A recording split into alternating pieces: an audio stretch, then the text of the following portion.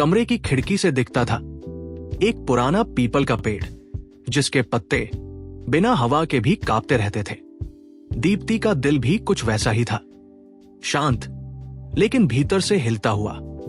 शहर बदलने का फैसला उसका अपना था, पर यह नहीं सोचा था कि अकेलापन भी एक साथी की तरह घर में रहेगा। नया अपार्टमेंट, नई कुर्सियां, नया स्टोव, मगर चाय की प्याली अब भी दो ही बनती थी। आदतें इतनी आसानी से नहीं बदलती। राहुल से अलग हुए 6 महीने हो गए थे।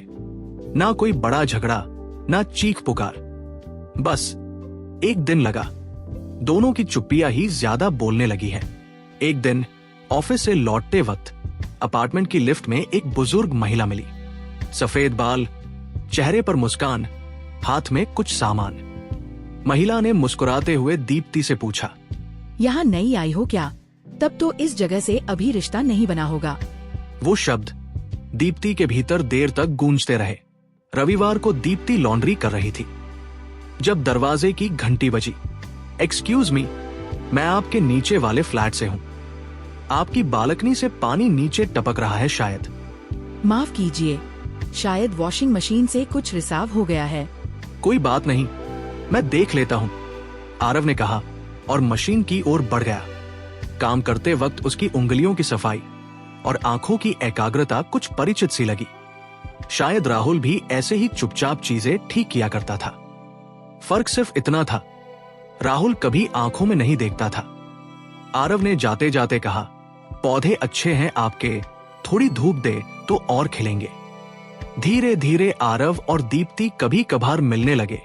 लाइब्रेरी में, पार्क में, लिफ्ट में। कोई स्पष्ट संवाद नहीं, बस छोटे इशारे, हल्की बातें, जैसे दो खामोशियां एक दूसरे को पहचानने लगी हों।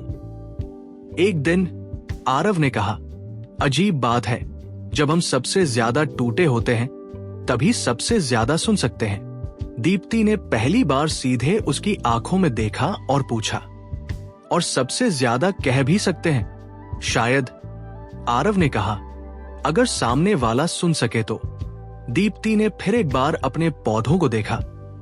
अब वो हरे थे, खिले हुए। तुलसी का पौधा भी हंसता हुआ सा लगा। खिड़की से धूप आ रही थी, मगर अब वो धूप अकेली नहीं लगती थी।